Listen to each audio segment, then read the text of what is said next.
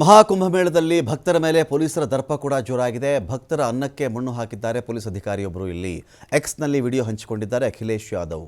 ಪ್ರಯಾಗ್ರಾಜ್ನ ಸೊರಾನ್ ಠಾಣಾ ವ್ಯಾಪ್ತಿಯಲ್ಲಿ ಘಟನೆ ನಡೆದಿದೆ. ಭಕ್ತರಿಗೆ ಆಹಾರ ಸಿದ್ಧಪಡಿಸ್ತಾ ಇದ್ದರು. ಅದರ ಮೇಲೇ ಮರಳು ಸುರಿದುಬಿಟ್ಟು ದೌರ್ಜನ್ಯ ಸಿಕ್ಕಿದ್ದಾರೆ. ಇಲ್ಲಿ ಸೊರಾನ್ ಠಾಣಾ ಇನ್ಸ್ಪೆಕ್ಟರ್ ಬ್ರಜೇಶ್ ತಿವಾರಿ ದರ್ಪ ತೋರಿಸಿರೋದಿಲ್ಲಿ. ಭಕ್ತರಲ್ಲೆಲ್ಲ ಬರ್ತಾರಲ್ಲ, ನಿಮಗೆ ಇಮ್ಯಾಜಿನ್ ಮಾಡ್ಕೊಳ್ಳಿ, 40 ಕೋಟಿ 50 ಕೋಟಿ ಜನ ಅಂತ ಹೇಳ್ತಾರೆ. ಇರಲಿ, ಸ್ವಲ್ಪ ನಂಬರ್ಗಳನ್ನು ನಾವು ನಂಬ್ತೀವೋ ಬಿಡ್ತೀವೋ ಬೇರೆ ವಿಚಾರ. ಅಲ್ಲಿ ಪ್ರಾಕ್ಟಿಕಲಿ ಅಷ್ಟಿರಲಾರ್ದು. 40 ದಿನಗಳು 45 ದಿನ ತೆಗೆದುಕೊಂಡು ಕೂಡ ಅಷ್ಟಿರ್ಲಿಕ್ಕೆ ಸಾಧ್ಯ ಇಲ್ಲ. ಆಯಿತು, ಒಂದು ದಿನಕ್ಕೆ 10 ಲಕ್ಷದ ಕೆಪಾಸಿಟಿ 20 ಲಕ್ಷ ಕೆಪಾಸಿಟಿ ಇರಬಹುದು. ಊಟ ಬೇಕಲ್ರಿ ಅವ್ರಿಗೆ. ಒಬ್ಬ ಮನುಷ್ಯನಿಗೆ 3 ಹೊತ್ತು ಊಟ ಬೇಕು. 3 ಹೊತ್ತು ಊಟ ಬೇಕು. ಮನುಷ್ಯ 2-3 ಲೀಟರ್ ನೀರು ಕುಡಿತಾನೆ ಅಂತ ಹೇಳಿದ್ರೆ 10 ಲಕ್ಷ ಜನ ಅಂತ ಕನ್ಸಿಡರ್ ಮಾಡಿದ್ರೆ 30 ಲಕ್ಷ ಲೀಟರ್ ನೀರು ಬೇಕು. 1 ಕೋಟಿ ಜನ ಅಂತ ಕನ್ಸಿಡರ್ ಮಾಡಿಬಿಟ್ರೆ 3 ಕೋಟಿ ಲೀಟರ್ ನೀರು ಬೇಕು. 3 ಹೊತ್ತು ಊಟ ಬೇಕು. 3 ಕೋಟಿ ಊಟಗಳು ರೆಡಿ ಆಗಬೇಕಲ್ಲಿ. 3 ಕೋಟಿ ಊಟ ಬೇಯಿಸೋಕ್ಕಾಗುತ್ತಾ ಅಲ್ಲಿ? ಒಂದು ಜಿಲ್ಲೆಗೆ ಅಷ್ಟು ಕೆಪಾಸಿಟಿ ಇದೆಯಾ ಅಲ್ಲಿ? ಒಂದು ಸ್ಟೇಟ್ಗೆ ಇರಲ್ಲ. 3 ಕೋಟಿ ಊಟ ರೆಡಿ ಮಾಡೋಕ್ಕೆ ಒಂದು ಸ್ಟೇಟ್ಗೆ ಆಗಲ್ಲ ಎಷ್ಟೋ ಸಲ ಏಕಕಾಲಕ್ಕೆ.